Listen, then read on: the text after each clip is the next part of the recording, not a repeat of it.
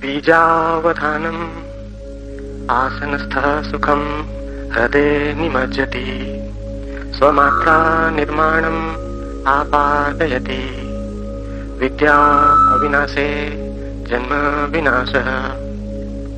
ध्यान बीज है। आसनस्थ अर्थात स्वस्थित व्यक्ति सहज ही चिदात्म सरोवर में निमज्जित हो जाता है और आत्मनिर्माण अर्थात द्विजत्व को प्राप्त करता है। विद्या का अविनाश जन्म का विनाश है।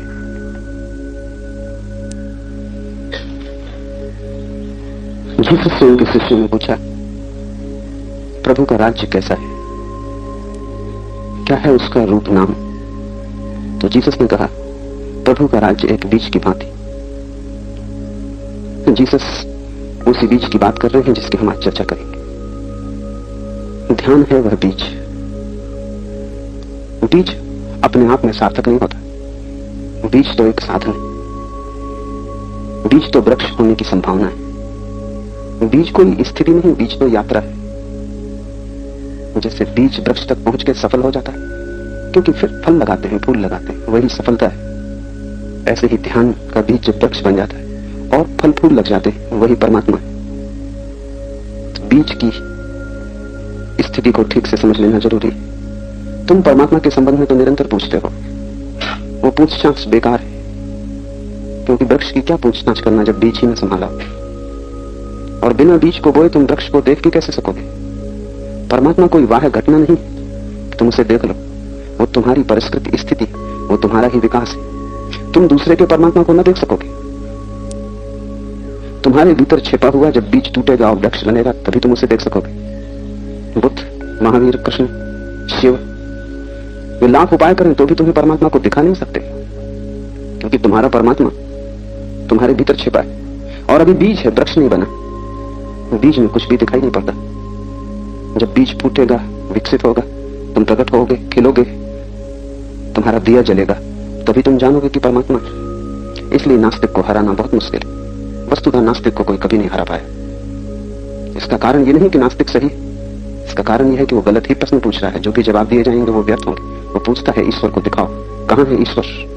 ईश्वर तुम में छिपा है, ईश्वर पूछने वाले में छिपा है, और दूसरे का ईश्वर नहीं दिखाया जा सकता। वो आंतरिक घटना है। जब तुम्हारा बीज टूटेगा तभी तुम जान पाओगे। अभी तुम बीज की भांति हो, लेकिन तुमने इसे समझा नहीं। तुम बाहर खोज रहे हो, और जब तक तुम बाहर खोजते रहोगे तुम्हारा बीज भीतर ही पड़ा रहेगा, अंकुरित ना होगा। क्योंकि बीज के लिए वैसे ही पानी चाहिए, भूमि चाहिए, प्रकाश चाहिए, प्रेम चाहिए। जैसे कि छोटे बच्चे को जब तुम भीतर आंख मोड़ोगे, जब तुम्हारा ध्यान भीतर बरसेगा और तुम्हारी जीवन ऊर्जा भीतर की तरफ मुड़ेगी, तभी बीज को प्राण मिलेगी, तभी बीज जीवंत होगा, अंकुरित होगा। ध्यान बीज है। मेरे पास लोग आते हैं, वे पूछते हैं, अशांति है, कैसे शांत हो जाएं? एक दिन सुबह सुबह मुल्ला नसरुद्दीन आया। उसे देखते ही मैं कुछ कहने को था, लेकिन मैं कुछ करूं उसके पहले ही उसने सवाल किया। उसने कहा, अब मेरी सहायता आपको करनी ही पड़ेगी। मैंने पूछा, क्या है समस्या? उसने कहा, बड़ी जटिल समस्या है। दिन में कोई 10, 20, 25 बार, कभी और भी ज्यादा स्नान करने की बड़ी तीव्र आकांक्षा पैदा होती। मैं पागल हुआ जा रहा हूं, बस यही धुन सवार रहती, कुछ मेरी सहायता करो। तो मैंने पूछा कि स्नान तुमने किया कब से? उसने कहा, जब तक मुझे याद आता है। मैं स्नान की झंझट में कभी पड़ा ही नहीं। स्नान न करोगे और स्नान करने की आकांक्षा पकड़ेगी तो समस्या स्नान नहीं है, समस्या तुम अशांत हो। तुम्हें पता नहीं कि तुमने ध्यान कभी नहीं किया, तुम उस झंझट में कभी पड़े ही नहीं। और अशांति तुम मिटाना चाहते हो, और ध्यान के स्नान के बिना वो कभी ना मिटेगी, वो तलफ। ध्यान भीतर का स्नान है। जैसे शरीर ताजा हो जाता है स्नान के बाद, धूल कूड़ा करकट शरीर से बह जाता है, स्वच्छता आ जाती, ऐसे ही ध्यान भीतर का अंतरात्मा का स्नान। और भीतर जब सब ताजा हो जाता है, तब कैसी अशांति, तब कैसा दुख, कैसी चिंता, तब तुम पुलकित होते हो, प्रफुल्लित होते हो, तुम्हारे पैरों में घुंघर बन जाते, तुम्हारा जीवन एक नृत्य हो जाता है। उसके पहले तुम उदास हो, थके हो, परेशान हो, और तुम सोचते हो कि तुम्हारी अशांति के कारण बाहर है, तो तुम भ्रांति में हो। तुम्हारी अशांति का एक ही कारण है कि ध्यान के बीज को तुमने वृक्ष नहीं बनाया। तुम 1000 उपाय करोगे, धन मिल जाए तो अशांति ठीक हो जाएगी, पुत्र हो जाए, यश मिल जाए, कीर्ति मिल जाए, अच्छा स्वास्थ्य हो, शरीर हो, लंबी उम्र हो, सब कुछ हो जाए, लेकिन अशांति न मिटेगी। वस्तुतः तो जितनी ये चीजें तुम्हें मिल जाएंगी उतनी ही तुम पाओगे कि अशांति और भी सघन होकर दिखाई पड़ने लगी। और गरीब आदमी कम अशांत होता है, अमीर ज्यादा अशांत हो जाता है। अमीरी से अशांति क्यों बढ़ जाती? बढ़ती नहीं, होता तो गरीब भी अशांत है, लेकिन शरीर की ही भूख, शरीर की क्षुधा को निपटाने में इतनी ऊर्जा चली जाती कि अपने भीतर की अशांति को देखने योग्य शक्ति भी नहीं बचती। अमीर की बाहर की जरूरतें पूरी हो जाती, सारी शक्ति बचती और भीतर की जरूरत ख्याल में आती। गरीब भी उतना ही अशांत है, लेकिन अशांति को जानने की सुविधा नहीं है। अमीर को अशांति कांटे की तरह चुभने लगती, वही दिखाई पड़ती। तुम जिस दिन सब जरूरतें पूरी कर लोगे उस दिन तुम अचानक पाओगे असली जरूरत एक थी, वो ध्यान है। बाकी सब जरूरतें शरीर की थी, तुम्हारी नहीं। ये सूत्र कहता है ध्यान बीज है। तुम्हारी महत यात्रा में, जीवन की खोज में, सत्य के मंदिर तक पहुंचने में ध्यान बीज है। और ध्यान क्या है? जिसका इतना मूल्य, जो कि खिल जाएगा तो तुम परमात्मा हो जाओगे, जो सड़ जाएगा तो तुम नारकीय जीवन व्यतीत करोगे। ध्यान क्या है? ध्यान है निर्विचार चैतन्य की अवस्था, जहां होश तो पूरा हो और विचार बिल्कुल ना हो। तुम तो रहो लेकिन मन न बचे। मन की मृत्यु ध्यान।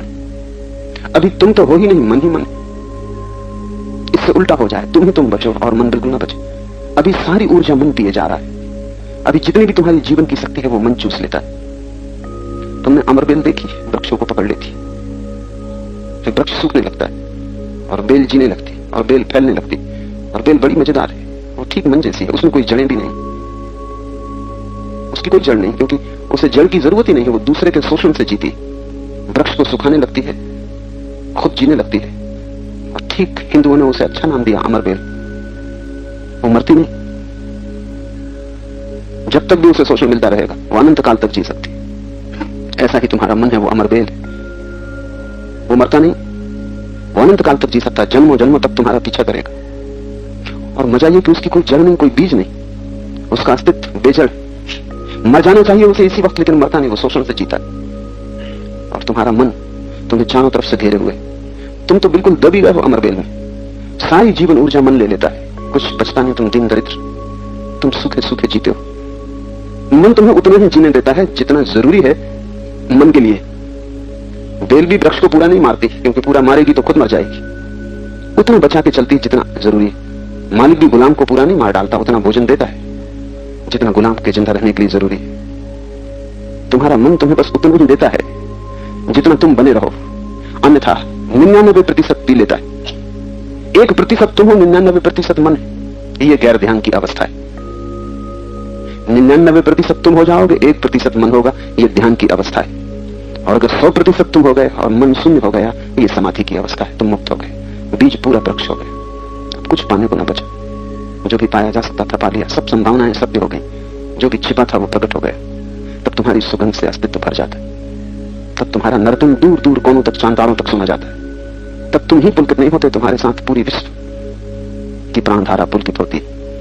तब अस्तित्व में एक उत्सव आ जाता है। जब भी कोई एक पुत्र पैदा होता है, सारा अस्तित्व उत्सव से भर जाता है, क्योंकि सारा अस्तित्व तुम्हारे बीज को वृक्ष बनाने के लिए आतुर है। ध्यान का अर्थ है जहां मन न के बराबर रह जाए। समाधि का अर्थ है जहां मन बिल्कुल शून्य हो जाए। तुम ही तुम बचो। और शिव का ये सूत्र कहता है ध्यान बीज, इसलिए ध्यान से शुरू करना पड़ेगा। अभी तो होश बेहोश, जागते सोते मन ही तुम्हें पकड़े हुए। रात सपने चलते हैं, दिन विचार चलते हैं, उठते बैठते मन का ऊहापोह चलता रहता है। और बड़े आश्चर्य की तो बात यह कि सार उसमें कुछ भी नहीं। कितना ही ये ऊहापोह चले, मन से कुछ मिलता नहीं। क्या तुमने पाया है? इतने दिन सोचकर कहां तुम पहुंचे हो? इसे भी तो सोचो, इस तरफ भी ध्यान दो कि इतनी यात्रा करने के बाद कौन सी मंजिल मिली। सोच सोच के क्या पाया? एक दार्शनिक था, बड़ा दार्शनिक, इमैनुअल कांट। सांझ घर की तरफ आ रहा था। एक छोटे से लड़के ने उसे रास्ते पर रोका और कहा, अंकल मैं आपके घर गया था, कल पिकनिक पे जा रहे हैं और आपके कैमरे को मांगने गया था। आप तो घूमने गए थे, नौकर मिला, उसने बिल्कुल मना कर दिया। क्या ये उचित है कि नौकर मना कर दे? बच्चा क्रोध में था। कांट ने कहा कि बिल्कुल अनुचित है। मेरे रहते नौकर मना करने वाला कौन होता है? आओ मेरे साथ। बच्चा बहुत प्रसन्न हुआ। पहुंचे घर, कांड में बड़ी डांट डपट की नौकर की, बच्चा पुलकित होता रहा। कहा कि मेरे रहते तू मना करने वाला कौन होता है? उस बच्चे से भी कहा तू बोल, मेरे रहते नौकर मना करने वाला कौन होता है? उस बच्चे ने कहा बिल्कुल नहीं अंकल। और इस आदमी ने बड़ी बेहूदगी से इनकार किया। और तब इन्होंने एकांत में उस बच्चे से कहा कि अब तुझे मैं बताता हूं कि कैमरा मेरे पास नहीं। ये सारी खुशी बच्चे की, ये सारी पुलक, ये मिलने की आशा, सब शोरगुल, और आखिर में पता चलता है कि कैमरा उसके पास नहीं। ये तुम्हारे मन की दशा है। जीवन भर दौड़ोगे, चिल्लाओगे, आशा बांधोगे, श्रम करोगे, और आखिर में मन कहेगा जिसकी तुम तलाश कर रहे हो वो मेरे पास नहीं। मन ने सदा यही कहा है, उसके पास है भी नहीं। इसलिए मन सदा आशा बंधाता है, और मन सदा कहता है आज तो नहीं, कल, कल निश्चित। मन से ज्यादा आश्वासन देने वाला और कोई भी नहीं। और तुम हो मूढ़ कि अगर मन के पास होता तो वो आज ही दे देता। वो कल की कह रहा है और तुम मान लेते हो। और तुम कितनी बार मान चुके हो, और हर बार कल आता है और मन फिर कल पे टाल देता है। लेकिन ये तुम्हारी बेहोश आदत हो गई। तुम कल की बात सुनने को आदी हो गए हो। ये आदत इतनी गहरी हो गई कि तुम इस पर पुनः विचार नहीं करते। बेहोशी में भी, रात के सपने में भी मन तुम्हें कल पर टालता रहता है। मुल्ला नसरुद्दीन बीमार था, पत्नी ने खबर की तो मैं उसके घर गया, भारी बेहोश में। बुखार तेज था, लगता था 500, 105, 106 डिग्री बुखार हो गया। बिल्कुल बेहोश पड़ा है, आंख से जल रहा है। मैंने पूछा कब से ये दशा है? उन्होंने कहा अभी कोई घड़ी भर से। मुल्ला नसरुद्दीन के मुंह में मैंने कहा थर्मामीटर लगा के देखो। मुंह में थर्मामीटर लगाया। उस बेहोश अवस्था में भी उसने क्या कहा? उसने कहा माचिस प्लीज, चेन स्मोकर। एक सिगरेट से दूसरी जला के सदा पीता रहा। 105 डिग्री बुखार में भी, और सब तो याद नहीं, कोई सुध नहीं, लेकिन मुंह में थर्मामीटर डालते से उसे याद सिगरेट की आती। माचिस प्लीज। तुम मर भी रहे होगे तो भी तुम्हारी दशा यही होगी, माचिस प्लीज। तुम्हारा मन पुरानी आदत के अनुसार अपनी बेहोशी में भी ताने बाने बनता रहता है। मरते क्षण भी तुम मन से ही भरे रहोगे। तुम पूजा करो, प्रार्थना करो, तुम मंदिर जाओ, तीर्थ यात्रा करो, मन तुम्हारे साथ है। और जहां भी मन तुम्हारे साथ है वहां धर्म से तुम्हारा संबंध न छोड़ेगा। मुसलमान फकीर हुआ हाजी मोहम्मद, साधु पुरुष था। एक रात उसने सपना देखा कि वो मर गया है और एक चौराहे पे खड़ा है, जहां से एक रास्ता स्वर्ग को जाता है, एक नरक को। एक रास्ता पृथ्वी को आता है, एक मोक्ष को। चौराहे पर एक देवदूत खड़ा है, एक फरिश्ता, और वह हर आदमी को उसके कर्मों के अनुसार रास्ते पर भेज रहा है। हाजी मोहम्मद तो जरा भी घबराया नहीं, जीवन भर साधु था।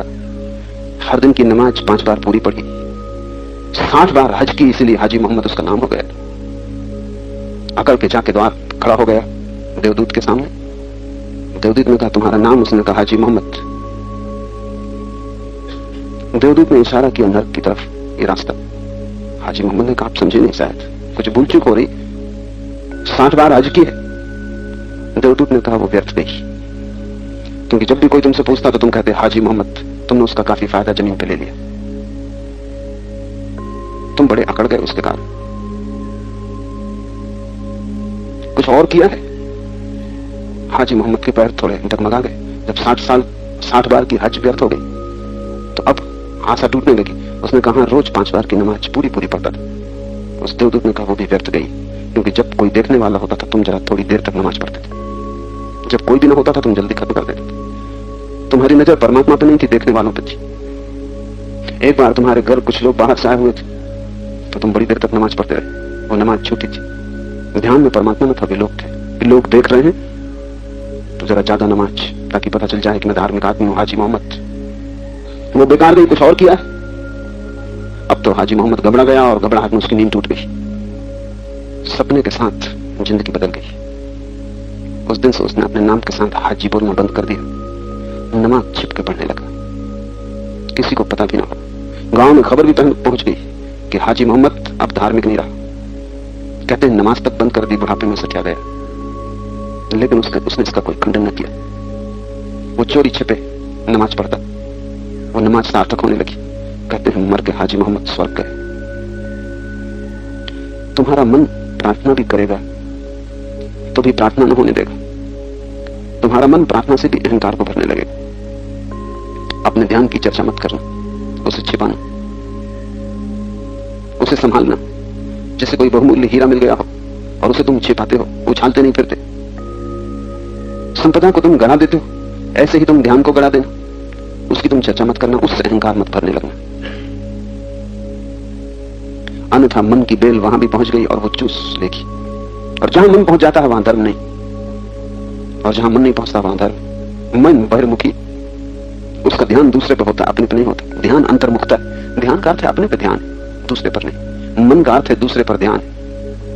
ध्यान करो, तुम अगर 2 पैसे गरीब को देते भी हो तो तुम देखते हो कि लोग देखते या नहीं। तुम मंदिर बनाते हो तो बड़ा पत्थर लगाते हो अपने नाम का। तुम दान करते हो तो अखबार में खबर छपाते हो। सब व्यर्थ हो जाता है। हाजी मोहम्मद होकर तुम पहुंच ना पाओगे। तुमने कितने उपवास किए, कितने व्रत किए, इस सब की फेहरिस्त संभाल के मत रखना। परमात्मा की दुनिया कोई दुकानदार की दुनिया नहीं। वहां हिसाब नहीं काम आता। वहां तुम हिसाब लेके गए कि वहां तुम हारोगे। हिसाब संसार में काम आता है। लेकिन तुम देखो, जैन मुनि हर वर्ष छपवाते हैं कि इस बार उन्होंने कितने उपवास किए। ये तो वर्षा काल में कितने दिन भूखे रहे, कितने व्रत नियम लिए, वो हिसाब रख रहे हैं। ये दुकानदार ही हैं जो मंदिरों में बैठ गए। इनकी बुद्धि से गणित का छुटकारा नहीं हुआ और इनका ध्यान, इनका उपवास सब व्यर्थ जा रहा है। ये हाजी मोहम्मद हुए जा रहे हैं। नहीं, तुम बाहर की चिंता मत करना कि दूसरे लोग तुम्हें धार्मिक समझते हैं या नहीं।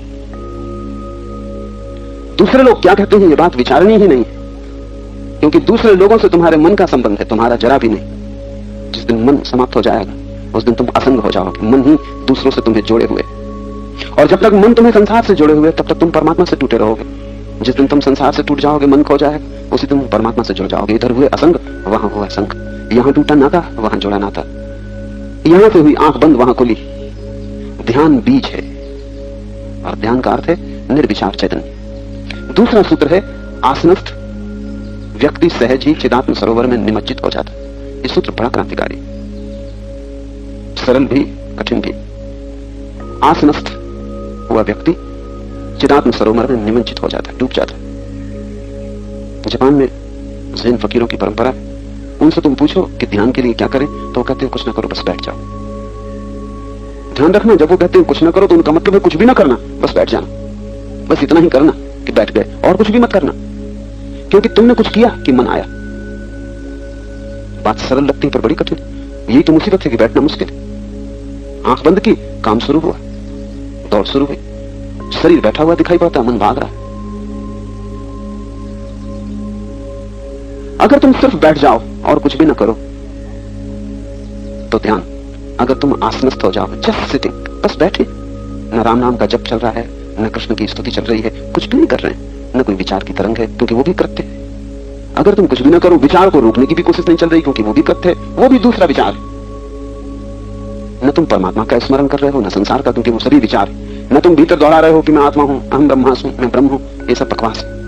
इसके दोहराने से कुछ भी नहीं होगा, ये सब विचार है। तुम कुछ भी नहीं कर रहे हो, बस तुम बैठ गए जैसे तुम एक चट्टान जिसके भीतर कुछ भी नहीं हो रहा, बाहर कुछ भी नहीं हो रहा। इस दशा का नाम आसनस्थ है। जापान में इस अवस्था को वो झाजेन कहते हैं, बस सिर्फ बैठ जाना। और ज़ैन फकीर इस विधि का उपयोग करते हैं। कभी कभी 20 साल लग जाते हैं, 30 साल लग जाते हैं, जब कहीं आदमी इस अवस्था में पहुंच पाता है कि सिर्फ बैठा हुआ है। सरल दिखता है, सूत्र बड़ा कठिन। इस दुनिया में सरलतम चीजें ही सर्वाधिक कठिन होती। तुमसे कोई करने को कहे तो तुम हिमालय चढ़ जाओ, उसमें इतनी अड़चन नहीं है, पसीना आएगा, थकान होगी, मगर चढ़ जाओगे। तुमसे कोई कहे न करो तो बस मुसीबत आ गई। हालांकि वो तुमसे सिर्फ इतना कह रहा है कि तुम बैठो, कुछ मत करो। अगर तुम चुपचाप बैठे रहो, क्या होगा? पहले तो जैसे ही तुम बैठोगे तुम पाओगे शरीर में अनेक स्थानों पर गति शुरू होती। कहीं पैर में लगता है कि सुइयां चुभ रही, कहीं शरीर के किसी कोने में लगता है खुजलाहट आ रही, कहीं लगता है कमर में दर्द हो रहा है, कहीं लगता है गर्दन में पीड़ा हो रही। और एक क्षण पहले तक ये कुछ भी नहीं हो रहा था, तुम बिल्कुल ठीक थे। अचानक सब तरफ शरीर बगावत कर रहा है, वो कह रहा है कुछ करो, न कुछ बने तो खुजलाओ, लेकिन कुछ करो। कुछ नहीं तो शरीर की करवट बदल लो, पैर ऐसे रखे हैं ऐसे रख लो, लेट जाओ, कुछ करो।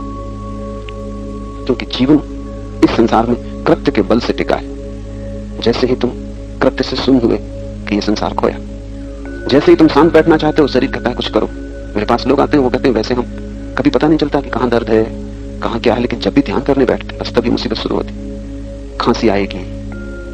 ऐसे बिल्कुल तुम ठीक बैठे हो, कभी खांसी नहीं, बस बैठे तुम खाली कि शरीर कृत्य शुरू करता है। इस पर ध्यान रखना, शरीर की बात को मत सुनना, मालिक तुम हो।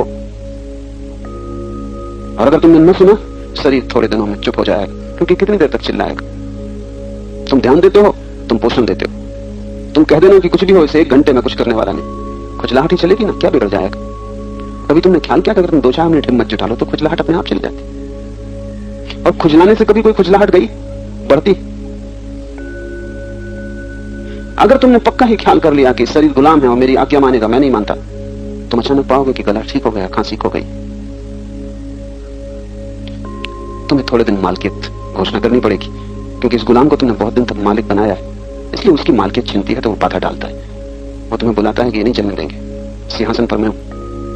1 घंटे अगर तुमने खाली बैठने का तय किया तो क्या हर्जा हो जाएगा, पैर खुजलाता रहेगा, खुजलाने दो, कोई प्राण नहीं निकले जाते, खुजलाहट ही चल रही। और तुम थोड़ी देर में ही पाओगे कि जैसे ही तुमने संयम रखा, वैसे ही पैर जिद छोड़ देगा।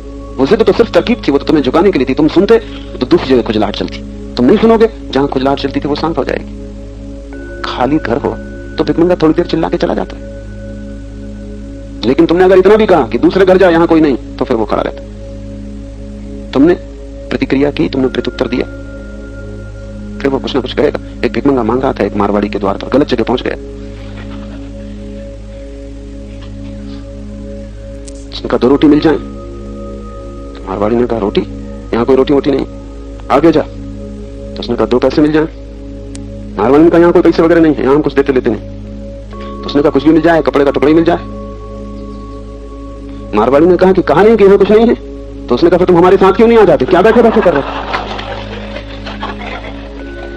न कपड़ा है, न रोटी है, न पैसे हैं,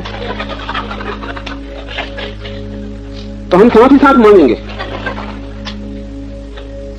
तुमने उत्तर दिया कि तुम फंसे,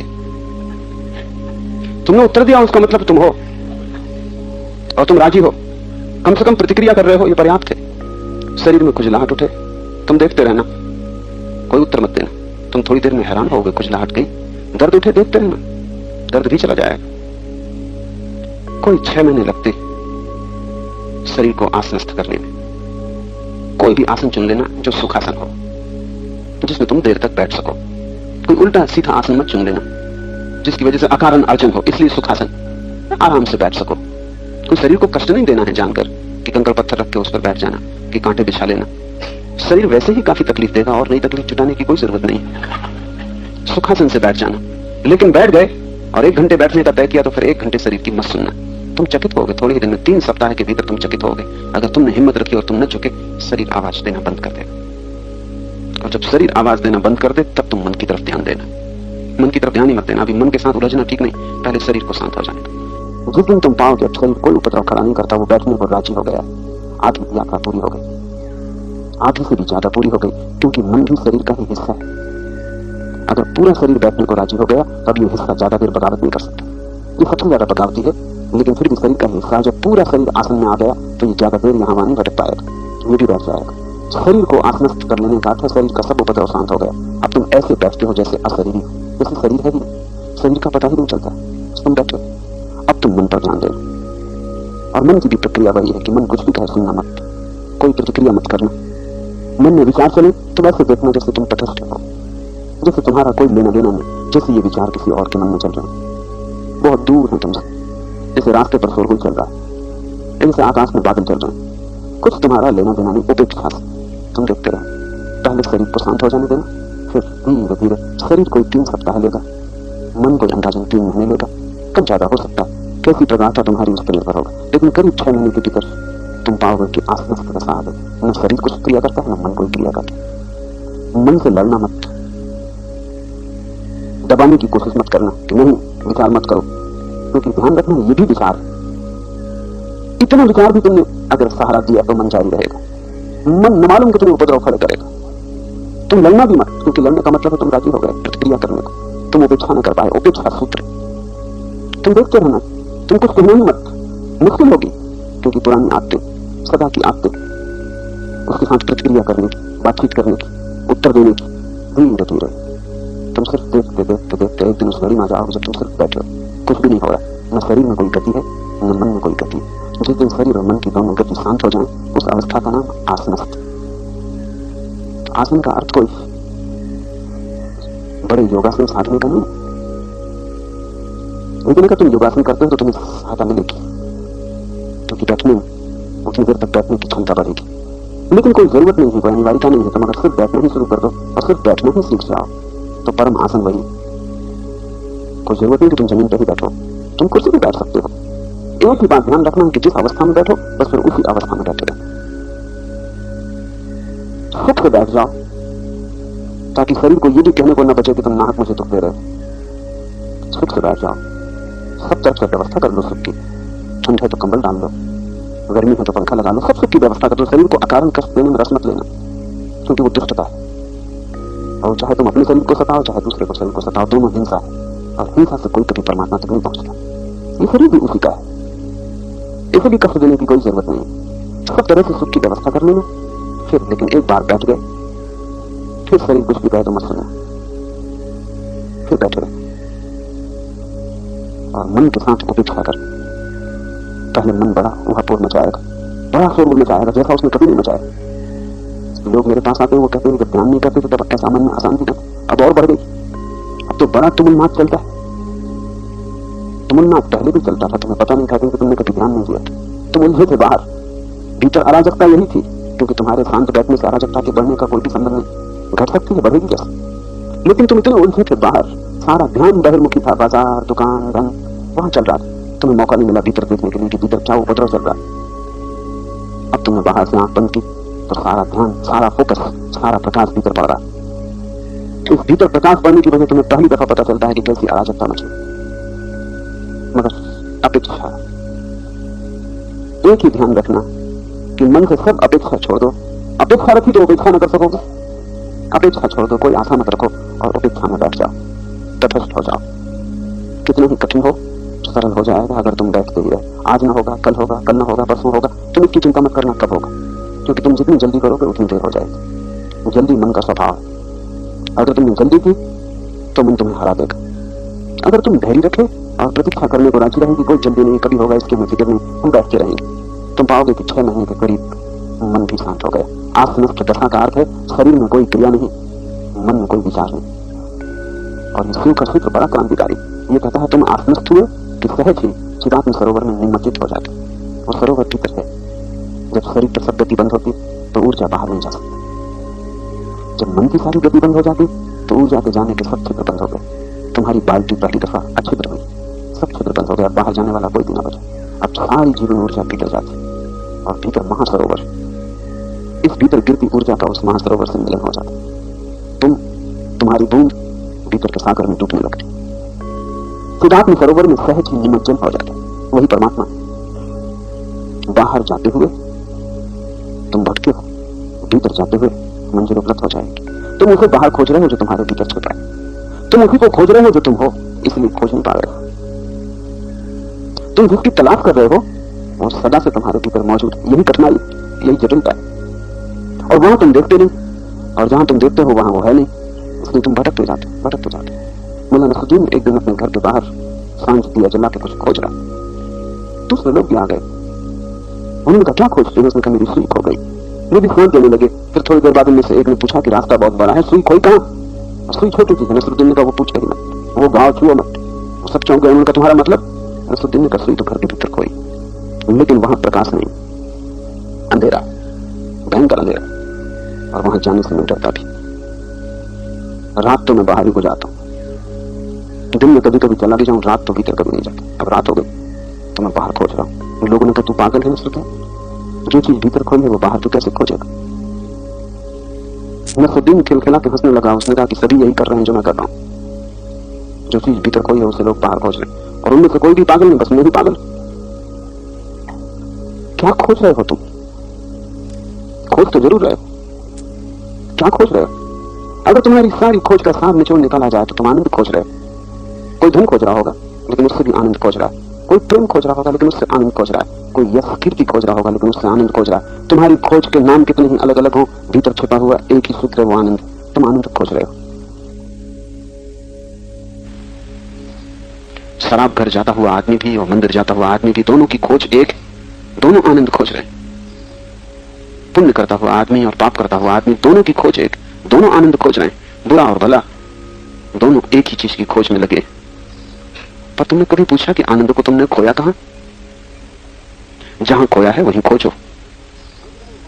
खोज रहे हो वहां जहां तुमने खोया नहीं। बाहर तो तुमने निश्चित नहीं खोया है, कहीं भीतर ही कोई स्वाद था, और वो स्वाद भी तुम्हें पता है। मनोविज्ञान एक बहुत महत्वपूर्ण बात कहते हैं, और वो ये है कि बच्चा अपने मां के गर्भ में परम आनंद की अवस्था में होता है। होना भी चाहिए, क्योंकि न कोई चिंता, न कोई दायित्व, न भोजन की फिक्र, न सर्दी गर्मी की फिक्र। एक सा टेम्परेचर मां के पेट में बना रहता है। बाहर वर्षा हो कि ठंड हो कि गर्मी हो, बच्चे के लिए कोई फर्क नहीं पड़ता। मां के पेट में बच्चे के लिए एक सी गर्मी बनी रहती, रत्ती भर फर्क नहीं पड़ता। कोई मौसम की बदलाहट से कोई तकलीफ नहीं आती। मां पसीने से तरबतर हो रही हो, लेकिन बच्चे के लिए कोई गर्मी नहीं, कोई ठंड नहीं, कोई वर्षा नहीं। मां भूखी हो तो भी बच्चा कभी भूखा नहीं होता। मां पे क्या गुजर रही है इससे कोई फर्क नहीं पड़ता। बच्चा पूरा सुरक्षित होता है और बच्चा तैरता रहता है। तुमने क्षीर सागर में विष्णु को तैरते हुए देखा? वो बच्चे की दशा है, हर बच्चे की दशा मां के पेट में। क्षीर सागर पर जैसे विष्णु सुख में लेटे, ऐसा हर बच्चा लेटा हुआ है। वो विष्णु का चित्र वस्तुतः गर्भ में बच्चे का चित्र। उस नाभि से फूल खिला हुआ है, उस बच्चे की नाभि से मां से जुड़ा हुआ है बच्चा। वहीं से जीवन का सारा स्रोत है। और सागर में जैसा जल है, ठीक वैसा ही जल मां के पेट में होता है। ठीक उसी अनुपात में नमक होता है मां के पेट में, जिस अनुपात में सागर में होता है। इसलिए मां को जब बच्चा होता है तब वो नमकीन चीजें खाने को बहुत उत्सुक हो जाती है, क्योंकि शरीर का सारा नमक पेट खींच लेता है। इसलिए मिट्टी तक खाने लगती अगर उसमें जरा भी नमक का स्वाद आ रहा हो। उसके सारे शरीर का नमक गर्भ में चला गया। ठीक वही अनुपात होता है, वैज्ञानिक कहते हैं, जो सागर में नमक का है वही अनुपात मां के पेट में जल का होता है। और उस जल में बच्चा तैरता रहता है। आप एक सुख से तैरता हुआ है, कोई चिंता नहीं, कोई दायित्व नहीं, रोने की भी जरूरत नहीं। भूख लगी है, इसके पहले भोजन मिल जाता है। श्वास भी बच्चा खुद नहीं लेता, वो भी मां की श्वास से ही तड़पता है। बच्चा जुड़ा है, अभी अलग नहीं है। अभी बच्चे को अहंकार भी नहीं है कि मैं हूं, अभी इतना भी पता नहीं है, उसे अभी है, लेकिन अस्तित्व में निमज्जित है। इन क्षणों में वो जो आनंद जानता है, उसी की खोज जीवन भर चलती है। मनोवैज्ञानिक कहते हैं जीवन की खोज वस्तुतः पुनः गर्भ की खोज। फिर हम लाख उपाय करते हैं, अगर तुम गौर करो तो वो उपाय वही है। अच्छा बिस्तर चाहते हो तुम सोने के लिए, वो तभी अच्छा होता है जब करीब करीब उसका तापमान वही होता है जो मां के गर्भ का। तुम जब बिस्तर पे सोते हो तो तुम करीब करीब वैसे ही सिकुड़ के सो जाते हो जैसे मां के पेट में बच्चा। जो भी अच्छे सोने वाले वो करीब करीब बच्चे की तरह सिकुड़ के सोते, फिर से वो पुनः बच्चे हो गए। तुम्हारी सारी चेष्टा यही है कि कोई दायित्व न रह जाए, कोई चिंता न रहे। इसलिए तुम धन को खोजते हो कि धन होगा पास में तो कोई चिंता ना होगी, कल की फिक्र ना होगी। तुम मित्र खोजते हो, चारों तरफ प्रेम खोजते हो, ताकि उन सबका गर्व बन जाए और तुम उनके बीच में सुरक्षित हो जाओ। अकेले में तुम्हें डर लगता है, क्योंकि चारों तरफ अनजान अपरिचित शत्रु। मित्रों के बीच तुम्हें अच्छा लगता है। अपना एक तुम घर बना लेते हो, घर में एक दुनिया बना लेते हो। अगर उसको बहुत गौर से देखो तो वो तुमने फिर से गर्भ निर्मित कर लिया, जिसमें अपने चारों तरफ दीवार बना रहे, तुम उसके भीतर सुरक्षित हो। बच्चा आनंद की कोई अनुभूति बचपन में ले लेता है मां के पेट में, हर बच्चा, और फिर जीवन भर उसी को खोजता है। इसलिए जब भी तुम्हें फिर कभी वैसा क्षण मिल जाता है, थोड़ी सी भी झलक मिल जाती, तब तुम खुश होते हो। तुम्हारी सब खुशियां उसी की झलक। मनोवैज्ञानिक कहते हैं कि मोक्ष की खोज वस्तुतः गर्भ की खोज। जिस दिन ये सारा अस्तित्व तुम्हारे लिए गर्भ जैसा हो जाएगा, तुम इसमें फिर निमज्जित हो जाओगे, तुम्हारा अहंकार विलीन हो जाएगा, न तुम्हारी कोई चिंता होगी न कोई फिक्र होगी। तब तुम पुनः आनंद को उपलब्ध होगे। वो आनंद तुमने भीतर ही है और तुमने उसे खो दिया है। बाहर तुम खोज रहे हो, इसलिए वो मिल नहीं पाता। आसनस्थ अवस्था में, ध्यान की अवस्था में, तुम्हारा शरीर ही तुम्हारे लिए गर्भ बन जाता है। आसनस्थ अवस्था में जब सब क्रिया शांत हो जाती, सब विचार खो जाते, तो तुम्हारा शरीर और मन दोनों परिधि बन जाते। उनके बीच में तुम पुनः गर्भ में प्रविष्ट हो गए। इसलिए हम ध्यानी व्यक्ति को द्विज कहते हैं। उसका फिर से जन्म हुआ, उसका नया जन्म हुआ, वो अपने गर्भ से गुजरा। एक जन्म है जो मां और पिता से मिलता है, एक जन्म है जो तुम्हें स्वयं अपने को देना होगा। वही जन्म द्विज बनाएगा। आसनस्थ अर्थात स्वस्थित व्यक्ति सहज ही चिदात्म सरोवर में निमज्जित हो जाता है, और फिर चेतना का सागर है। जब शरीर के सागर में इतना रस है, तो चेतना के सागर में कितना रस होगा, तुम उसका गणित भी नहीं बिठा सकते। वो अनंत अनंत गुना है, उसकी कोई सीमा नहीं। तुमने मां के शरीर में जो रस थोड़ा सा जाना था गर्भ का, वो तो शरीर में निमज्जित होने का था। जिस दिन तुम आत्मा में निमज्जित होगे, उस दिन तुम जो रस जानोगे वही आनंद है, वही परम रस। उसे हिंदुओं ने ब्रह्म कहा। उस जैसा कोई स्वाद नहीं, वो सच्चिदानंद है। और आत्मनिर्माण अर्थात द्विजित्व को प्राप्त करता है। जैसे ही निमज्जित हुआ भीतर के सागर में, वैसे ही द्विज हो जाता है और पहली दफा आत्मा का जन्म होता है। अभी तुम्हारी आत्मा बीज में छिपी मौजूद है और मौजूद नहीं, मौजूद भी है और नहीं भी, मौजूद है बीज की तरह, वृक्ष की तरह नहीं। अभी तुम सिर्फ संभावना हो, होने की एक आशा हो, अभी तुम हो नहीं गए हो। यही तुम्हारी तकलीफ है, यही तुम्हारी पीड़ा है, इसी से तुम कप रहे हो, परेशान हो। ये सारी पीड़ा अगर ठीक से समझो तो जन्म की पीड़ा है, और जब तक तुम्हारा दूसरा जन्म न हो जाए ये पीड़ा जारी रहेगी। और जिसका दूसरा जन्म हो गया उसका पहला जन्म बंद हो जाता है, तो उसकी कोई जरूरत ना रही। अन्यथा तुम फिर जन्मोगे शरीर में, फिर वापस आओगे। अगर तुम द्विज हो गए तो फिर तुम्हारे आने की कोई जरूरत नहीं। हम ब्राह्मण को द्विज कहते, अच्छा हो हम द्विज को ब्राह्मण कहें, क्योंकि सभी ब्राह्मण द्विज नहीं, लेकिन सभी द्विज ब्राह्मण है। ब्राह्मण के घर में पैदा होने से कोई ब्राह्मण नहीं होता। जब तक ब्रह्म से पैदा ना हो तब तक कोई ब्राह्मण नहीं होता। जब तक निमज्जित ना हो जाए ब्रह्म में तब तक कोई ब्राह्मण नहीं होता। हिंदुओं का एक बहुत अनूठा सिद्धांत है, वो कहते हैं पैदा तो सभी शूद्र होते, उनमें से कुछ ब्राह्मण तो उपलब्ध हो जाते। पैदा सभी शूद्र होते हैं, चाहे कोई ब्राह्मण के घर में पैदा हो चाहे शूद्र के, जन्म से सभी शूद्र होते। इसलिए ब्राह्मण के बच्चों को हम यज्ञोपवीत करते, वो सिर्फ औपचारिक है। वो इस बात की खबर है कि अब तू शूद्र न रहा, अब ब्राह्मण हुआ। पैदा तो तू शूद्र ही हुआ था, अब तेरे गले में हमने जनेऊ डाल दिया, अब तो ब्राह्मण हुआ। इतना सस्ता नहीं है ब्राह्मण होना कि गले में आपने एक धागा डाल दिया कोई ब्राह्मण हो गया। ब्राह्मण होना इस जगत में सबसे कठिन प्रक्रिया है, वो आत्म निमज्जन से घटित होती। स्वयं को जन्म जो दे देता है वो द्विज, वो ट्वाइस बाद उसका पुनर्जन्म हुआ, और अब वो स्वयं ही अपना पिता है और स्वयं ही अपनी माता है। अब दूसरे से पैदा नहीं हुआ, अब संसार से उसका संबंध टूट गया, अब ब्रह्म से उसका संबंध जुड़ गया। इस सूत्र कहता है ध्यान बीज आसनस्थ जो हुआ, ध्यानस्थ जो हुआ, वो आत्मा में निमज्जित हो जाता है। इस निमज्जन से आत्मा का जन्म होता है, द्विजित्व को प्राप्त करता है। सस्ती बातों में मत पड़ना, यज्ञोपवीत को पकड़ के मत बैठे रहना। काश इतना सस्ता और आसान होता ब्राह्मण हो जाना, लेकिन हम हमेशा सस्ती तरकीबें निकाल लेते और मन को समझाने की कोशिश करते। कब तक समझाओगे मन को?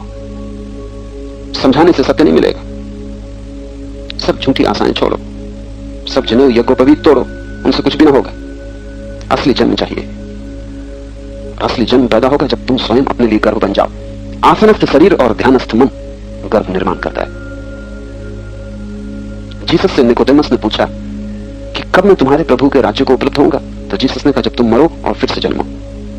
तुम जैसे हो ऐसे तो मिट जाओ, और तुम जैसे हो सकते हो वैसे फिर से पैदा हो जाओ, तभी तुम मेरे प्रभु के राज्य में प्रवेश कर सकोगे। बिल्कुल साफ है, बीज की भांति मिट जाओ और वृक्ष की भांति हो जाओ। जैसे तुम अभी हो, सिर्फ एक सपना और एक आशा, एक संभावना कि कभी परमात्मा तुम में फलित हो सकता है, लेकिन हुआ नहीं। इस संभावना को दबा दो, बीज की तरह जमीन में गड़ा दो। डर क्या है? डर यही है कि बीज को डर लगता है कि मैं मिट जाऊंगा, और बीज की तकलीफ समझ में आती, उसे कोई भी पता नहीं कि वृक्ष होगा कि नहीं होगा। और बीज कभी वृक्ष को देख भी ना पाएगा, क्योंकि जब वो मिट जाएगा तभी वृक्ष होगा। बीज का कभी मिलन भी नहीं होगा वृक्ष से, कभी हुआ भी नहीं। तो बीज कैसे पक्का भरोसा करे कि मैं मिटूंगा तो विराट का जन्म होगा? बीज को तो यही दिखाई पड़ता है कि जो भी मैं हूं ये भी खो जाएगा, और क्या पक्का कि विराट होगा कि नहीं? यही तुम्हारी भी पीड़ा है। बुद्धों, महावीरों, शिवों के पास पहुंचकर तुम्हारी भी पीड़ा यही है। तुम भी यही पूछते हो कि जो भी पास में है ये भी कहीं खो जाए, और जो आप कहते हैं वो अगर ना हो तो फिर डर स्वाभाविक। इसलिए सदगुरु के पास पहुंच के डर लगता है, और जिस गुरु के पास पहुंच के डर न लगे वो तो कौड़ी का, वहां से तो भागी खड़े हो। क्योंकि सदगुरु के पास ही डर लगेगा, वही तुम्हें भयभीत करेगा, क्योंकि वो मृत्यु जैसा मालूम पड़ेगा, वो तुम्हें मिटाएगा। और जैसे ही तुम मिटने लगे कि मन कहेगा भागो यहां से, जहां से मन कहे भागो वहां से भागने मत, और जहां मन कहे कि रुको कैसा प्यारा सत्संग चल रहा है, वहां से भाग खड़े हो। जहां मन भयभीत हो वहां समझना कि कुछ घटने वाला है, क्योंकि बीज वहीं डरता है जहां मिटने की नौबत आती, उसके पहले वो नहीं डरता। इसलिए पुरोहित से तुम्हें कोई भय नहीं है, मंदिर से तुम्हें कोई डर नहीं है, काशी में तुम्हें कोई भय नहीं, मजे से निर्भय घूम सकते हो। बुद्ध गया में तुम्हें मिटाने वाला अब कोई नहीं, न गिरनार में, न शिखरजी में, न काबा में, न जेरूसलम में, वहां तुम मजे से जा सकते हो। तुम्हारे सब तीर्थ मर गए, मर ही जाते हैं, क्योंकि तीर्थों में थोड़ी प्राण होते हैं, तीर्थंकरों में प्राण होते हैं। तीर्थंकर खो गया फिर तुम तीर्थ बना लेते हो, तो मरा हुआ तीर्थ वो लाश है, वो तुम्हें मिटा नहीं सकता, कोई मरा गुरु तुम्हें नहीं मिटा सकता। इसलिए मरे गुरुओं की मन खूब पूजा करता है।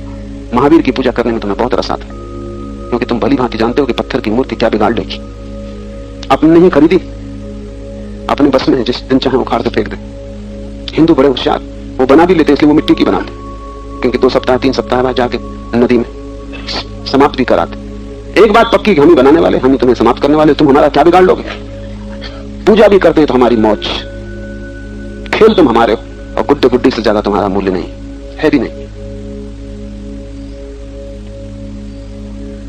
महावीर रामकृष्ण जब नहीं रह जाते तब उनकी पूजा चलती। जब कोई व्यक्ति जिंदा होता है तब तुम उससे डरते हो। तीर्थंकर से भय लगता है, तीर्थ जाने की बड़ी आशा बनी रहती, बड़ा आनंद आता है। देखो तो कुंभ के मेले में करोड़ों लोग इकट्ठे हो जाते, कभी महावीर और बुद्ध कृष्ण के पास करोड़ों लोग इकट्ठे हुए? कभी नहीं। कुंभ तुम्हारे घर नहीं आता, तुम कुंभ पहुंच जाते हो। बुद्ध और महावीर तुम्हारे घरों पे भी दस्तक देते, तब भी दरवाजे बंद पाते। उनसे डर लगता है क्योंकि आदमी खतरनाक है। ये कथा बीज की तरह मिटो ताकि वृक्ष की तरह हो जाओ।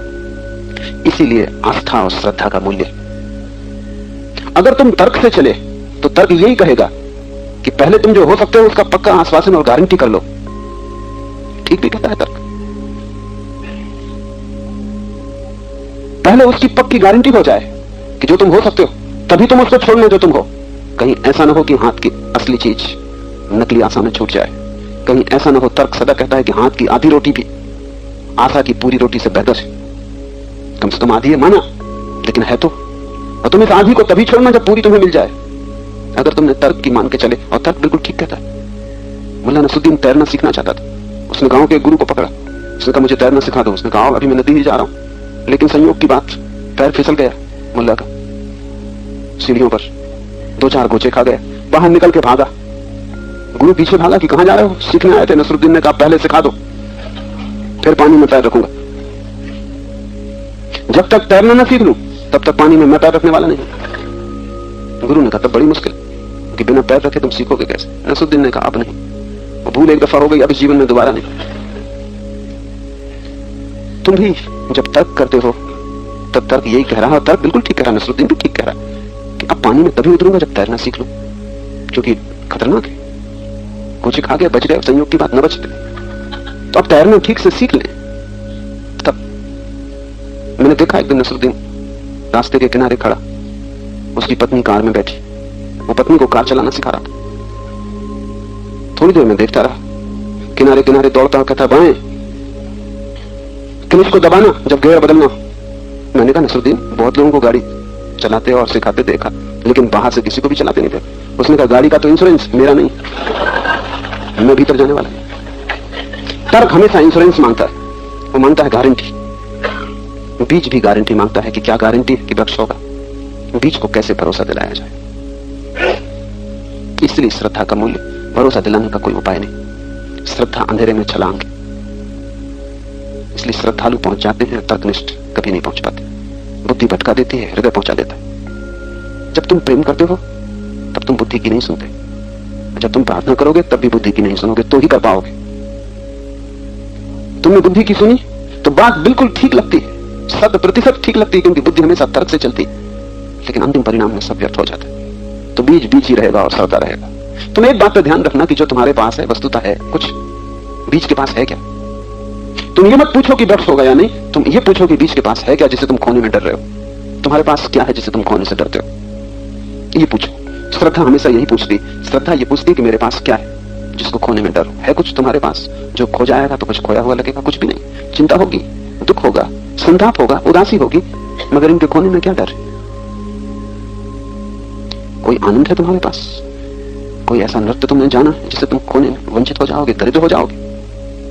तुम्हारे पास कुछ भी नहीं। तुम उस नंगे आदमी की तरह हो जो स्नान नहीं करता था, क्योंकि वो कहता था कपड़े धो लूंगा तो सुखाऊंगा कहां? कपड़े थे नहीं, धोने का कोई सवाल ना था, लेकिन सुखाने की चिंता मन को घेरती थी। तुम्हारे पास खोने को कुछ भी नहीं और पाने को सब कुछ है। ये श्रद्धा है। श्रद्धा हमेशा देखती है मेरे पास क्या है, और तर्क हमेशा देखता है क्या होगा भविष्य। तर्क भविष्य उन्मुख है, श्रद्धा वर्तमान में देखती है कि क्या है मेरे पास। मेरे पास लोग आते हैं, उनसे मैं कहता हूं लो छलांग संन्यास, वो कहते हैं 1 साल और, जैसे कि मैं उनसे कुछ छीन रहा हूं, जैसे कि वो 1 साल हिम्मत जुटाएंगे। मैं कहते हैं थोड़ी देर रुके, अभी कठिन है, जैसे कि मैं उनसे कुछ त्याग करने को कह रहा हूं। उनके पास कुछ भी नहीं है, रत्ती भर भी नहीं है, संपदा के नाम पर कोई संपदा नहीं, सिवाय दीनता और दरिद्रता के कुछ भी नहीं। मैं उन्हें संन्यास की महिमा देना चाहता हूं, उनसे कुछ छीन नहीं रहा हूं, उन्हें कुछ दे रहा हूं, क्योंकि संन्यास को मैं त्याग नहीं कहता, परम भोग का द्वार कहता हूं। सन्यासी होकर तुम पहली दफा सम्राट बनोगे, लेकिन तुम अपने भिखारीपन को संपदा समझ रहे हो। जब भी मैं किसी से कहता हूं लो छलांग संन्यास में, वो ऐसा देखता है मेरी तरफ के मैं कुछ छीने ले रहा हूं। मैं चकित होता हूं, काश तुम्हारे पास कुछ होता। तो बात भी ठीक थी, कुछ भी तुम्हारे पास नहीं है, कूड़ा करकट भी तुम्हारे पास नहीं। जो भी तुम्हारे पास है, सांप बिच्छू, कूड़ा करकट भी नहीं, सिवाय दुख चिंता और पीड़ा के तुम्हारे पास कुछ भी नहीं है। उसे भी तुम छोड़ते नहीं, उसे भी तुम पकड़ते हो। कारण क्या है? न तुम उस तरफ देखते ही नहीं, तुम ये देखते हो क्या मिलेगा। लोग मुझसे पूछते हैं ध्यान करने से क्या मिलेगा, बस तब भूल हो गई। मैं उनसे चाहता हूं कि वे पूछें कि ध्यान न करने से क्या मिला है, क्या मिलेगा। इसका तो कोई भरोसा नहीं किया जा सकता, क्योंकि भविष्य अज्ञात है। और बीज का मिलन वृक्ष से कभी नहीं होता, बीज बीज ही रहेगा। अब बीज को हम उसके भविष्य से कैसे मिला सकते हैं? बीज तो मिटेगा तो वृक्ष होगा, और जब वृक्ष हो जाएगा तब तक बीज ना रहेगा, हम उसको फिर दिखा भी ना पाएंगे कि देखो ये मिला। ये बड़ी मुसीबत है। कैसे तुम बीज को दिखा पाओगे कि ये मिला? जब तक तुम बीज हो तब तक तुम बीज हो, जब तुम वृक्ष होगे धोखा तो मिलना कभी होगा नहीं। अभी तुम मांगते हो भविष्य की गारंटी, किसको दी जाए? ये बीज तो बचेगा नहीं, तुम तो बचोगे नहीं। श्रद्धालु पुरुष पूछता है क्या है मेरे पास, देखता है पाता है कुछ भी नहीं, नंगा हूं, निचोड़ने से डर रहा हूं। ये बोध भी आ जाए कि मेरे पास कुछ नहीं है, फिर तुम अज्ञात की यात्रा पर निकलने पर तत्पर हो गए। खोने का कोई डर न रहा। कुछ मिलेगा तो ठीक, कुछ ना मिलेगा तो भी ठीक, खोने का तो कोई भी डर नहीं। तुम जैसे हो इससे बदतर तो हो ही नहीं सकते, या तुम सोचते हो सकते हो। लोग हैं जो हमेशा इसी डर में रहते हैं कहीं इससे भी बदतर हालत ना हो जाए। मुल्ला नसरुद्दीन को तकिया था, तकिया कलाम था उसका कि इससे बुरा भी हो सकता था। वो जब भी कोई बात करता या कोई कुछ कहता तो वो ये कहता इससे भी बुरा हो सकता। लोग थक गए थे, ऐसी कोई बात ही नहीं थी जिसमें वो ये ना कहे कि इससे भी बुरा हो सकता। आखिर एक दिन एक ऐसी घटना घट गई मोहल्ले में कि लोगों ने कहा कि अब इसको फंसा दो, अब ये न कह पाएगा तकिया कलाम। ऐसा हुआ कि मुल्ला नसरुद्दीन का पड़ोसी बाहर गया था और 2 दिन पहले लौट आया। अचानक घर पहुंच गया, पाया कि घर में एक अजनबी आदमी है, पत्नी उसके प्रेम में।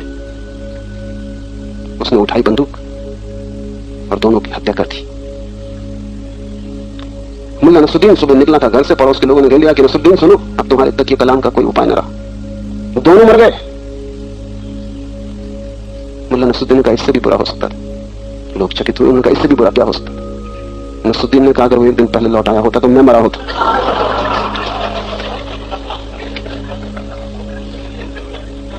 लेकिन मैं तुमसे कहता हूं इससे बुरा नहीं हो सकता। तुम ये तकिया कलाम छोड़ो, तुम जैसे हो ये बुरे से बुरी दशा है, और क्या बुरा हो सकता है? श्रद्धा सदा सोचती है क्या मेरे पास, बीज के पास क्या है? एक खोल है बीज के पास कुछ भी नहीं है। हो सकता है कुछ, लेकिन वो होगा जब खोल टूट जाएगी। तुम एक खोल हो, खोल को टूट जाने दो, तब सब कुछ संभव हो जाता है। परमात्मा तुम्हारे भीतर संभव हो जाता है। इसलिए शिव कहते हैं ध्यान बीज, और जब बीज मिटता है तब तुम द्विजित्व को उपलब्ध होगे। विद्या का अविनाश जन्म का विनाश, और जिस दिन तुम्हारे भीतर द्विजिता फलित होगी, नया जन्म होगा, फिर तुम्हारे भीतर विद्या का कभी विनाश ना होगा। ज्ञान सतत बहता रहेगा, ज्ञान की धारा हो जाओगे तुम, तुम्हारा सब कुछ ज्ञान बन जाएगा, चैतन्य हो जाएगा। ध्यान का बीज जब टूटेगा तब तुम्हारे भीतर चेतना ही चेतना रह जाएगी। तुम एक होश, एक साक्षी भाव में रूपांतरित हो जाओगे। और विद्या का जहां अविनाश है, जहां विद्या नष्ट नहीं होती, अभी तुम्हारी चेतना ना के बराबर है ही नहीं। तुम ऐसे जीते हो जैसे सोए हुए हो। अभी तुम जो करते हो उसमें भी तुम होश पूर्वक नहीं करते हो। बुद्ध के सामने कोई बैठा था, वो बैठ के अपने पैर का अंगूठा हिला रहा था। बुद्ध ने कहा कि मेरे भाई ये पैर का अंगूठा क्यों हिलता है? जैसे ही बुद्ध ने कहा वो रुक गया। उसने कहा मुझे खुद ही पता नहीं। आपने पूछ के मुश्किल में डाल दिया। मैं कोई जान के तो हिला नहीं रहा था, बस हिल रहा था। बुद्ध ने कहा पूरी जिंदगी तुम्हारी ऐसी, तुमने जान के क्या किया है? जान के क्रोध किया, जान के प्रेम किया, जान के लोभ किया, जान के मोह किया? क्या तुमने जान के किया? बस पैर का अंगूठा हिल रहा है, बेहोशी में से तुम्हारी पूरी जिंदगी हिल रही। घर भी बसा लिया, परिवार भी है, बच्चे भी पैदा हो गए, जान के तुमने क्या किया? सब हो रहा है, तुम एक यंत्रवत उस होने में फंसे हो। होश पूर्वक तुमने क्या किया है जिंदगी में? कोई एक कृत्य जो तुमने होश पूर्वक किया, जो तुम्हारी चेतना से निकला? नहीं, एक भी कृत्य तुम ना बता सकोगे जो तुमने होश पूर्वक किया है। प्रेम किसी से हो गया, तुमने किया नहीं। झगड़ा किसी से हो गया, तुमने किया नहीं। आदमियों को तुम देखते हो, देखते से तुम निर्णय कर लेते हो, कोई अच्छा लगता है, कोई बुरा लगता है। लेकिन होश पूर्वक कौन अच्छा है, कौन बुरा है, तुम जो भी जिंदगी में बन गए हो, ये संयोग एक दुर्घटना मालूम होती है। तुम होशपूर्वक नहीं चले हो, घटनाएं घट रही, तुम मूर्छित बह जा रहे हो, तुम नदी में बहते एक तिनके की भांति हो, लहरें जहां ले जाती तुम चले जाते हो। हालांकि तिनका भी सोचता होगा कि मैं यात्रा कर रहा हूं। ऐसे ही तुम भी सोचते हो कि तुम कुछ कर रहे हो। करता हो ही कैसे सकता है जब होश नहीं है।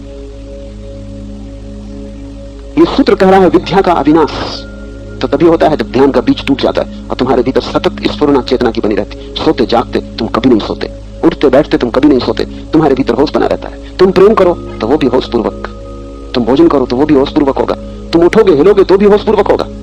तुम्हारा सारा जीवन होश का विस्तार हो जाएगा। इसको हम बुद्धत्व कहते हैं। बुद्धत्व का अर्थ है जो आदमी जागा हुआ जी रहा है। विद्या का अविनाश, अब विद्या विनष्ट नहीं होती, अब ज्ञान कभी फीका नहीं पड़ता, अब भीतर की ज्योति कभी मंदी नहीं होती, जलती रहती सतत एक सी अकंप। जब ऐसा घटित हो जाता है, ध्यान का बीज टूटकर जब अविनाशी विद्या बन जाती, सतत चैतन्य तुम्हारे भीतर चलने लगता है, तब जन्म का विनाश हो जाता है। फिर तुम्हारा कोई जन्म नहीं, फिर तुम शरीर में वापस ना आओगे। शरीर में तुम मूर्छा की तरह ही वापस आते हो। तुम सोए हो इसलिए बार बार शरीर में उतरते हो। शरीर में उतरना तुम्हारी बेहोशी के कारण। जिस दिन तुम्हारा होश सतत हो जाएगा, शरीर की यात्रा बंद हो जाएगी। तब तुम इस संकीर्ण शरीर में न उतरोगे, क्योंकि ये कारागृह है, होशपूर्वक कोई भी इसमें नहीं उतर सकता। ये बंधन, ये जंजीरें हैं जो तुमने खुद अपने हाथ के चारों तरफ बांध ली। ये कैद है, ये गुलामी है। इसमें तुम जान के क्यों उतरना चाहोगे? बेजान के तुम उतरे हो, अंधेरे में भटक गए हो। जिस दिन तुम्हारी आंखें ज्योतिपूर्ण हो जाएंगी, शरीर में उतरना बंद हो जाएगा, फिर तुम कहां होगे? फिर तुम विराट अशरीर के हिस्से हो जाओ। उसे हम ब्रह्म कहते हैं, कोई परमात्मा कहता है, कोई निर्वाण, कोई मोक्ष, शब्द कोई भी दें, कोई अंतर नहीं पड़ता। धर्मों में शब्दों से ज्यादा और किसी चीज का भेद नहीं, और सभी शब्द सही हैं, क्योंकि सभी शब्द कोई एक गुण उस परम स्थिति का बताते हैं। निर्वाण का अर्थ है, निर्वाण शब्द का अर्थ है दिए का बुझ जाना। बुद्ध को शब्द प्रिय था।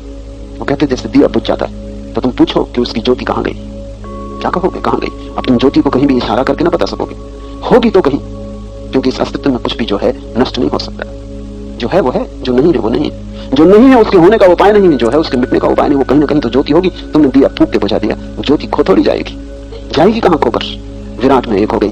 अब तक उसका रूप था, अब अरूप हो गई। दिए से छुटकारा हो गया। इसका ये मतलब नहीं कि खो गई। मिट्टी का दिया था, ज्योति तो बिल्कुल अलग थी। मिट्टी से ज्योति का क्या लेना देना? मिट्टी और ज्योति का क्या संबंध? दिए के कारण तो ज्योति न थी, दिया तो ज्योति न बना था, दिया तो केवल शरीर था। तुमने दिए से फूंक दिया, संबंध टूट गया ईंधन से, ज्योति विराट में खो गई, महाप्रकाश का हिस्सा हो गई। इसलिए बुद्ध उस परम स्थिति को निर्वाण कहते हैं, जैसे दिया यहां बुझ गया और परम सूर्य में लीन हो गया। महावीर उसे कैवल्य कहते हैं, क्योंकि वो कहते हैं कि जैसे ही तुम्हारा मोह टूटा, अंधकार गया, अविद्या मिटी, अज्ञान छूटा, वैसे ही बस तुम ही तुम हो और कोई भी नहीं। बस केवल चेतना ही बची, जिसका कोई पारावार नहीं। महावीर परमात्मा की बात नहीं करते, कहते हैं आत्मा ही परमात्मा हो जाती। एक ही बात है। या तो तुम कहो बूंद सागर में खो गई, या तुम कहो कि सागर बूंद में खो गया, क्या फर्क पड़ता है? बूंद सागर में गिरी। हिंदू कहते हैं बूंद सागर में खो गई, महावीर कहते हैं सागर बूंद में खो गए। एक ही बात है, कहने का ढंग है। महावीर को जो प्रिय है वो कहते हैं केवल्य, बस तुम ही तुम बचे, कोई और ना बचा, सिर्फ शुद्ध चैतन्य बचा, केवल चेतना बची। हिंदू इसे मोक्ष कहते हैं, क्योंकि शरीर कारागृह है, तुम मुक्त हो गए। जीसस ने इसे प्रभु का राज्य कहा है, क्योंकि तुम दीन दरिद्र ना रहे, तुम सम्राट हो गए। शब्दों का भेद है, लेकिन मूल बात एक है, बीज टूटे तो तुम वृक्ष हो जाओ। हिम्मत जुटाओ, बड़ी हिम्मत की जरूरत है। इससे बड़ी दुनिया में कोई हिम्मत नहीं, धर्म से बड़ा कोई दुस्साहस नहीं। इसलिए तुम ऐसा मत सोचना कि कमजोर धार्मिक होते। कमजोर धार्मिक हो ही नहीं सकता, सिर्फ महाशक्तिशाली धार्मिक होते। और जहां तुम्हें कमजोर दिखते हैं धार्मिक होते हुए, वहां धर्म नहीं। मंदिरों में मस्जिदों में घुटने टेके जिन्हें तुम देख रहे हो, वो धार्मिक नहीं, वो कमजोरी में घुटने टिके, वो सांसारिक ही। बड़े से बड़ा दुस्साहस धर्म है। क्या है दुस्साहस? बीच की छलांग, खुद को मिटाने की तैयारी, सिर्फ इस आशा में बिना किसी गारंटी के कि वृक्ष होगा। ज्ञात का विसर्जन अज्ञात के लिए, जो जाना माना है उसका छोड़ना इसके लिए जो अनजान और अपरिचित, जो रास्ता पहचाना हुआ था सदा का, उसे छोड़कर विराट वन में भटक जाना, पगडंडी को चुन लेना, जिसकी कोई पहचान नहीं, जिसका कोई नक्शा नहीं। संसार को छोड़कर ब्रह्म की खोज पर जाना, नक्शे की दुनिया को छोड़कर नक्शा रहित दुनिया में प्रवेश। वहां कोई नक्शा नहीं जिसे तुम ले जा सको, कोई गाइड नहीं, कोई छपी हुई किताब काम ना देखी।